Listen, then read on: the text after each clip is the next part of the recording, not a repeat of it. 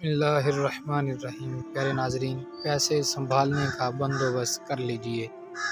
آج پہلا اشرہ ختم ہونے والا ہے اور دوسرا اشرہ شروع ہونے والا ہے، اور دوسرے اشرے کا ایک خاص عمل رمضان المبارک کا جب دوسرا اشرہ شروع ہو، یعنی 10واں روز ختم ہو اور 11 رمضان المبارک کی رات شروع ہو، تو بعد نماز مغرب 313 مرتبہ سورہ کوثر مع بسم اللہ اول آخر درود پاک 7 مرتبہ پڑھ کر اپنی برکت والی تھیلی، بٹوا یا پرس پر دم کر دیں۔